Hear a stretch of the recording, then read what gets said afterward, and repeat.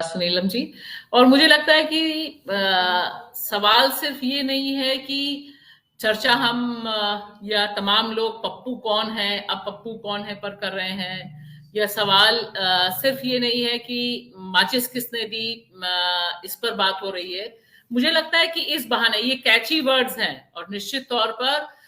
2014 के बाद से कम भारतीय लोकतंत्र पर इस तरह के जो शब्द हैं, ये जो सारी शब्दावली है, ये बहुत बड़े पैमाने पर हावी है। और क्योंकि इसकी कमान खुद प्रधानमंत्री नरेंद्र मोदी जी ने संभाल रखी है। हर चीज में कभी 3M, कभी 4M, कभी ये कभी वो, अभी G20 को लेकर भी इसी तरह की सारी बातचीत है। तो महुआ मोइत्रा का भाषण भी जितने लोगों ने सुना, जितनी बार सुना गया, उसमें उन्होंने जो जिसका जिक्र आप कर रहे हैं कि जिन बुनियादी चीजों का जिक्र किया था, जिन बुनियादी सवालों का जिक्र किया था, वे सारे सवाल यह बता रहे थे, उसका जिस्ट ये था कि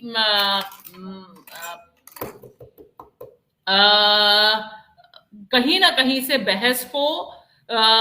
बुनियादी मुद्दों से बाहर जो ले जाए जा रही है, यह सरकार पूरी तरह से जो नाकाम है हर मोर्चे पर, उस पर केंद्रित करने के बजाय बाकी चीजों पे जो केंद्रित होने लग गई थी। मुझे लग रहा था कि पूरा जो कोशिश हर बार रहती है एक सदन के सत्र में इन सांसद का भाषण काफी मजबूती से वह तैयार करती हैं, काफी तथ्यों के साथ ले आती हैं। तो ये बात तो बिल्कुल सही है कि इन तथ्यों पर चर्चा होनी चाहिए थी। उसका एक सिंबल या दो सिंबल वो शब्द हैं कि अब पप्पू कौन है, क्योंकि मेरा मानना है कि पहले जो पप्पू शब्द इस्तेमाल भी हुआ था, जिस तरह से आया था, वह भी अपने आप में पूरी तरह से एक भ्रामक शब्द था, एक भ्रामक टर्मिनोलॉजी थी जो पैदा की गई थी। उस शब्दावली का कोई जमीनी सच यथार्थ नहीं था। जहां विपक्ष के नेता राहुल गांधी को डिह्यूमनाइज करने के लिए, उनका मजाक उड़ाने के लिए भाजपा और पूरी की पूरी जो ब्रिगेड थी, उसने यह शब्द का इस्तेमाल किया और तमाम जगह इतना प्रचारित प्रसारित किया गया कि लोगों के दिमाग में लगने लग गया कि यह लीडर मैच्योर नहीं है, गंभीर नहीं है। ये सारी एक लंबी उसकी पीछे एक साजिश और एक पूरी तैयारी, साजिशाना तैयारी थी। मुझे लगता है कि ये इस भाषण के बारे में जो बुनियादी चीजें जो चर्चा होनी चाहिए थी, वह चर्चा यह होनी चाहिए जिसपे हम, और आप इसीलिए शायद इस मंच पे आज बात भी कर रहे हैं सुनीलम जी, कि जिन मुद्दों के बारे में बात होनी चाहिए, जो सबसे बड़े मुद्दे हैं, शीत सत्र चल रहा है, सबसे बड़ा जो मुद्दा है कि आपने हमारा पैसा कहां गवाया, आपने सीवर और सेप्टिक टैंक में जो मौतें हो रही हैं, उन मौतों को हादसा कैसे कहा, कैसे आपने पार्लियामेंट में अपने जवाब में यह कहा कि ये मौतें एक्सीडेंट थी और मैनुअल स्कैवेंजिंग से, यानी मैलर्ड होने से कोई मौतें नहीं हुई, और आपने अपनी ब्रांडिंग दूसरे ढंग से की। इसी के साथ साथ आपने ये बात बड़े पैमाने पर हटा दी कि 8,48,186 करोड़ रुपए महज 4 सालों में जो उद्योगपति हैं उनके तमाम कर्जे, इतने लाख करोड़ के जो कर्जे हैं, वे बट्टे खाते में डाल दिए गए, यानी उनको एक तरह से माफ कर दिया गया। और तमाम बैंकिंग सिस्टम के साथ साथ अर्थव्यवस्था की पूरी तरह से बैंड बजा दी गई, पूरी तरह से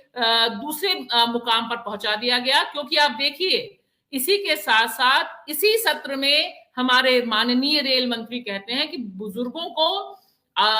जो एक मिलता, क्योंकि हम सब जानते हैं कि कोरोना के समय से रेल ने तमाम सुविधाएं पीछे खींच ली, न बुजुर्गों को मिल रहा है, न स्पेशल नीड वाले लोगों को कुछ मिल रहा है, न पत्रकारों को उनका कोटा मिल रहा है। यह सब करते हुए उन्होंने बिल्कुल पूरी बेशर्मी के साथ शीत सत्र में कहा कि रेलवे की हालत बहुत खराब है और वो बुजुर्गों को जो रियायत मिलती है वो नहीं दे सकते। यानी एक तरफ सरकार अपने सवाल जवाब के जरिए, अपने तमाम स्टेटमेंट के जरिए, स्पेशल ग्रांट्स के जरिए यह बता रही है कि वो पूरी तरह से नाकाम है। वो पैसा जो बटोर रही है, वो पैसा कहां जा रहा है, पैसा जिन मदों में खर्च करना चाहिए वो नहीं हो रहा है। मौलाना आजाद स्कॉलरशिप, आप बिल्कुल ऐसे चुटकियों में हंसते हुए मंत्री आती हैं और ऐसे बोलती है जैसे कुछ रात के खाने या दिन के खाने के बारे में बात कर रही हैं, हंसते हुए बोल देती है कि जी हम ये स्कॉलरशिप बंद कर रहे हैं, मानो वो अपनी जेब से किसी को पैसा दे रही थी,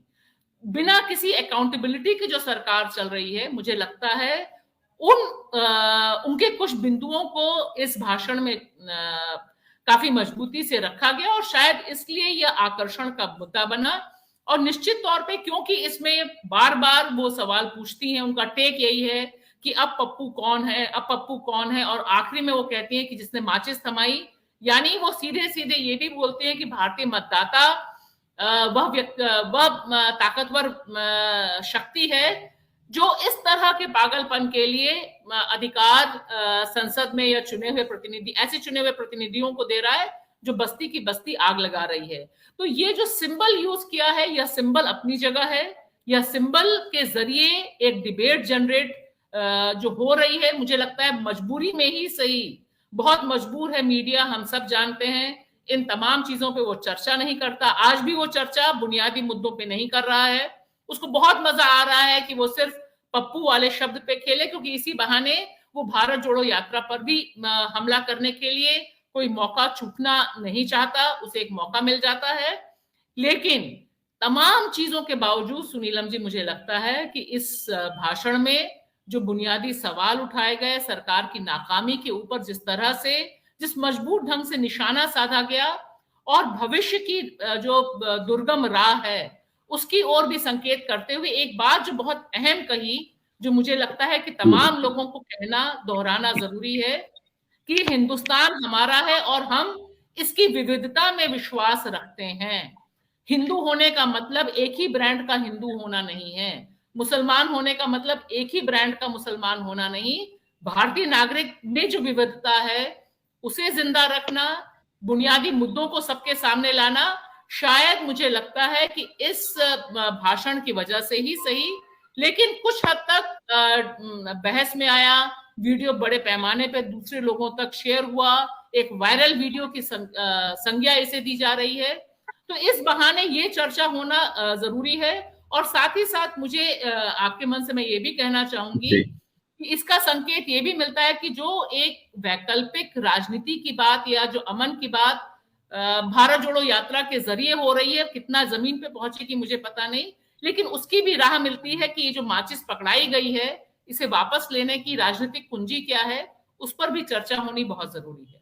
शुक्रिया सुनील।